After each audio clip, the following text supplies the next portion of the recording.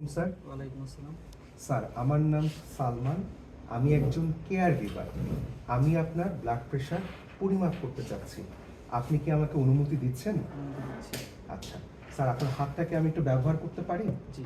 আচ্ছা স্যার, তাহলে আমাদের হচ্ছে যে পয়েন্টগুলো সেগুলো আমরা দেখেন প্রথমে বলা শুরু করব। আমরা দেখেন প্রথম কোনো পয়েন্ট মিস হচ্ছে নাকি সেটার জন্য আমি এটার একটু হেল্প নিই।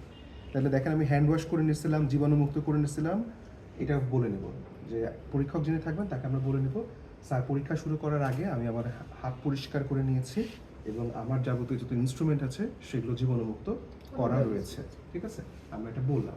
এখন রোগীকে কিন্তু আমরা বসায় নিচ্ছিলাম আরামদায়কভাবে। এখন আমরা এটা ওনার হাতের মধ্যে কি করতেছি বলুন, ঢুকে দিচ্ছি। তাহলে আমি এটা এভাবে বললাম, স্যার আমি প্রেশার মেশিনের কাপটা আপনার হাতে একটু ঢুকিয়ে দিচ্ছি। স্যার আপনার হাতটা একটু ব্যবহার করছি স্যার।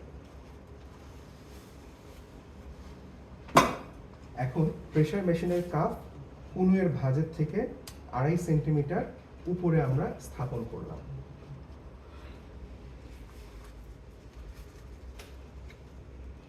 স্থাপন করার পর আমাদের রোগীর ব্রাকিয়াল পালসটা আমরা দেখে নিচ্ছি।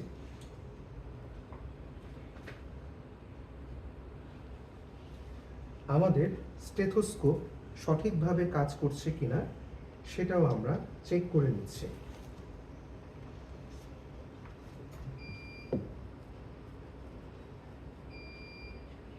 আমাদের স্টেথোস্কোপের চেস্ট পিস এর ডায়াফ্রাম আমরা সঠিকভাবে ব্রাকিয়াল আর্টারির উপরে স্থাপন করছি।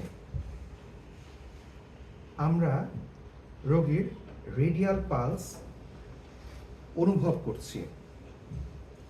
রেডিয়াল পালস অনুভব করে আমরা প্রেশার মেশিনের মাধ্যমে প্রেশার বিল্ড আপ করছি।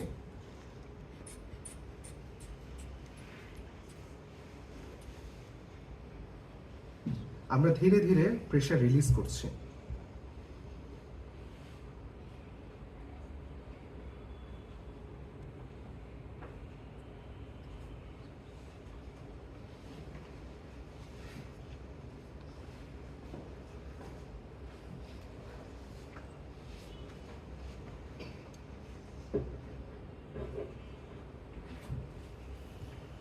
আমরা সিস্টোলিক এবং ডায়াস্টোলিক মাপ পাওয়ার পর আমরা সম্পূর্ণ প্রেশার ভালভের প্রেশার রিলিজ করে দিচ্ছি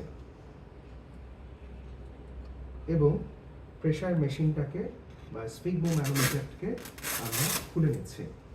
স্যার আপনার systolic blood pressure 120 millimetre mercury এবং diastolic blood pressure 70 millimetre mercury. আপনাকে অসংখ্য ধন্যবাদ স্যার। ধন্যবাদ।